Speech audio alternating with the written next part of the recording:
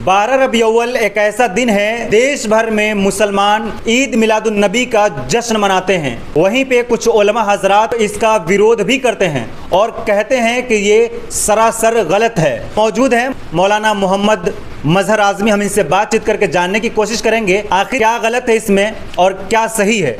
मौलाना साहब, सबसे पहला सवाल, ईद मिलादुन नबी का मतलब क्या है और इसको क्यों मनाया जाता है? हामिदन व मुसल्लियन अम्मा बाद, ईद मिलादुन नबी को अगर साल लफ्ज़ों में समझा और देखा जाए तो इसका मतलब होता है कि नबी सल्लल्लाहु की पैदाइश के दिन को बतौर ईद के मनाना। आज के मुरव्वजा अल्फाज या मुरव्वजा इस्तिलाह में हम इसे बर्थ डे कह सकते हैं। हम सब जानते हैं इस बात को कि बर्थ डे ये गैर मुस्लिमों की एक रस्म है और उनका तरीक़ा है, और हम जिस इस्लाम के मानने वाले हैं, दूसरे मज़हब और दूसरे दीन की चीज़ों को अपनाने से मना किया गया है। इसलिए जब ये दूसरे मज़ाहिब के लोगों की रस्म और तरीक़ा है तो मुसलमान को नहीं मनाना चाहिए। दूसरी बात ये कि हमारे मज़हब में ईद मुतय्यन है और ईद का मतलब ये होता है कि उस दिन आदमी खुशी मनाए। लेकिन यहाँ पर ये बात जानना चाहिए कि 12 रबीउल अव्वल जो लोग ईद मनाते हैं और उसको ये समझते हैं कि आपकी पैदाइश का दिन है, ये उनकी गलतफहमी है, क्योंकि सही मानों में 9 रबीउल अव्वल को आपकी पैदाइश हुई है और 12 रबीउल अव्वल को आपकी वफ़ात हुई है। इसलिए अगर 12 रबीउल अव्वल को ये जश्न मनाते हैं तो गोया कि आपकी वफ़ात के दिन ये जश्न मनाया जा रहा है, और ये वफ़ात के दिन जश्न मनाना, इससे ज़्यादा हिमाकत और बेवकूफ़ी की क्या बात हो सकती है। लेकिन अफसोस की बात यह है कि इन लोगों को इनके उलमा ने ये गलतफहमी पैदा कर दी और डाल दी है कि ये चूँकि आपके पैदाइश का दिन है, इसलिए उस दिन एहतराम, इज़्ज़त और इकराम के साथ इस दिन को मनाना चाहिए, यही आपकी ताज़ीम है। लेकिन मज़हब इस्लाम में किसी भी शख्स की ताज़ीम और तकरीम और इज़्ज़त ये है कि उसकी बात को माना जाए, उसके कहे हुए अफ़ाल और अक़वाल को अमली जामा पहनाया जाए। सिर्फ़ उनकी इज़्ज़त और एहतराम का ढिढोरा पीटना इस्लाम में कोई माना नहीं रखता, और ये लोग बजाय ये कि अपने नबी की बातों को तस्लीम करें और उसको अमली जामा पहनाएं, सिर्फ़ लफ्ज़ों में अपनी मोहब्बत का और अपने इश्क का इज़हार करते हैं, जिसकी इस्लाम में कोई ज़रूरत नहीं है। आपके कहने का मतलब ये है कि 12 रबी अव्वल को नबी सल्लल्लाहु अलैहि वसल्लम की पैदाइश नहीं है, तो फिर पैदाइश कब है? ये बात तो मैंने बता दिया कि 12 को आपकी पैदाइश नहीं है, बल्कि सही तहकीक के मुताबिक 9 रबीउल अव्वल को है, 12 रबीउल अव्वल को आपकी वफ़ात हुई है, यही सही है। मगर अफसोस की बात यह है कि बेशतर लोग इस बात को और सच्चाई को जानते नहीं, इसलिए गलती की बुनियाद पर और गलतफहमी की बुनियाद पर आज ये जश्न मनाया जा रहा है। लेकिन इन 12 रबी अव्वल को कोई बुरा काम तो होता नहीं है। डीजे वो लोग बांधते हैं, नात वगैरह, हमद वगैरह होता है, और इसी तरीके से नज़र न्याज करते हैं। बहुत सारे लोग रोज़ा भी रखते हैं, गरीबों को खाना खिलाते हैं, तो इसमें बुराई क्या है? बुराई की बात इसके अंदर ये है कि जब नबी करीम मतलब मदीना गए तो आपने देखा कि वहाँ के लोग 2 दिन खेलते हैं, कूदते हैं और खुशी मनाते हैं जी। तो आपने उस मौके पर लोगों को मुखातब करके कहा कि अल्लाह ताला ने आप लोगों को इन 2 दिनों के मुकाबले में उससे 2 दिन बेहतर अता किया है, ईद उल फित्र और ईद उल अधा जी। गोया कि आपने हमारे लिए खुशी और ईद का दिन मुतय्यन कर दिया है, और मुतय्यन करने के साथ साथ दोनों ईद, चाहे ईद कुर्बा हो या ईद उल फित्र हो, दोनों के अहकाम भी आपने बता दिए। हम सब अच्छी तरह जानते हैं कि ईद उल फित्र के मौके पर ईद में जाने से पहले फित्रा अदा करते हैं, उसके बाद नमाज़ पढ़ते हैं, फिर खुशियाँ मनाते हैं, और ईद कुर्बान के मौके पर, ईद उल अज़हा के मौके पर हम पहले नमाज़ पढ़ते हैं और उसके बाद कुर्बानी करते हैं और उस गोश्त को खाते हैं। तो गोया कि इन दोनों ईद के बारे में आपने वजाहत फरमा दिया। अगर तीसरी कोई ईद होती तो उसके बारे में भी बात ये होती कि उस मौके पर आपको क्या क्या करना है और क्या क्या नहीं करना है। लेकिन चूँकि तीसरी ईद का कोई हमारे मज़हब में کوئی وجود نہیں ہے, کوئی دخل نہیں ہے, کوئی تصور نہیں ہے. اس لیے نہ تو کوئی تیسری عید ہے اور نہ اس موقع پر کیا جانے والا کوئی عمل ہے, چاہے نذر و نیاز کا معاملہ ہو, روزہ رکھنے کا معاملہ ہو, نماز پڑھنے کا معاملہ ہو, جو کچھ بھی ہے ان چیزوں میں سے کسی بھی چیز کی کوئی وضاحت احادیث میں بالکل نہیں ہے, کیونکہ اس عید کا تصور نہیں ہے.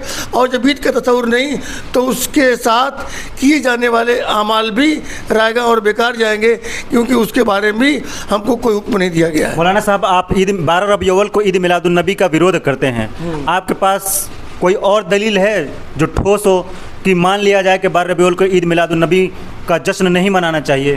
اس کے لیے 2 مضبوط دلیل. پہلی دلیل تو وہی کہ ہم کو صرف 2 عید دی گئی, تیسری عید نہیں دی گئی, اس لیے تیسری عید غلط ہے. اور دوسری جو مضبوط ترین دلیل وہ یہ کہ آپ نے فرمایا کہ کل بدعت ضلالہ و کل ضلالۃ فی النار, کہ ہر بدعت گمراہی ہے اور ہر گمراہی جہنم میں لے جانے والی ہے. بدعت سے مراد ہماری شریعت میں ہر وہ عمل ہے جو دین کا سمجھ کر اور نیکی کا سمجھ کر کیا جائے. جس کام کو آدمی دین کا اور نیکی کا سمجھ کر کرے اس کو بدعت کہتے ہیں. اور چونکہ اس تیسری عید کو یہ لوگ دین کی عید سمجھ کر ثواب کی نیت سے کرتے ہیں, اس لیے, اور ایسا ہے نہیں, اس لیے یہ سراسر بدعت ہے, اور جو بدعت ہوگی وہ گمراہی کا سبب بنے گی اور جہنم میں لے جائے گی. کیا نبی صلی اللہ علیہ وسلم نے اپنے دور میں صحابہ کرام کو منع کیا کہ آپ میرا برتھ ڈے یا یوم پیدائش آپ لوگوں کو نہیں منانا ہے, یا صحابہ کرام نے کسی کو روکا اس سے؟ روکنے کا 2 طریقہ ہوتا ہے.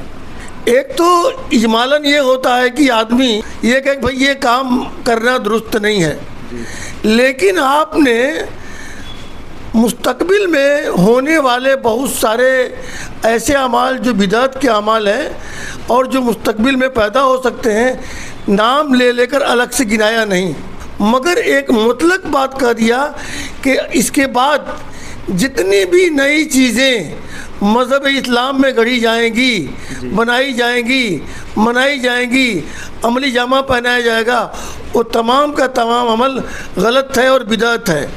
اس روایت اور اس فرمان کی روح سے اگر دیکھا جائے تو بعد میں پیدا ہونے والا چاہے عید, تیسری عید یعنی کہ آپ کے برتھ ڈے کا معاملہ ہو, جشن میلاد النبی کا معاملہ ہو, یا کوئی بھی ہو, سب اسی زمرے میں شامل ہوتا ہے, کیونکہ مستقبل میں صرف یہی نہیں بہت ساری چیزیں پیدا ہو سکتی ہیں جیسا کہ ہو رہی ہیں.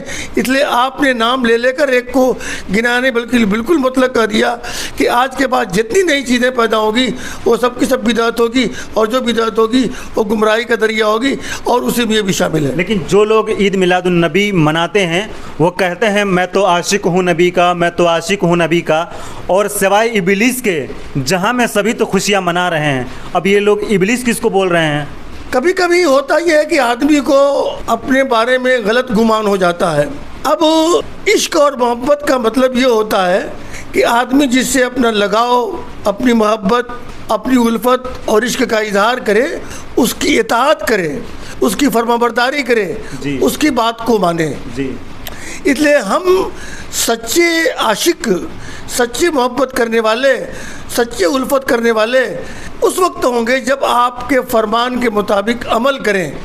آپ نے نماز پڑھنے کا حکم دیا, نماز پڑھیں. آپ نے زکوٰۃ دینے کا حکم دیا, زکوٰۃ دیں. آپ نے روزہ رکھنے کا حکم دیا, روزہ رکھیں.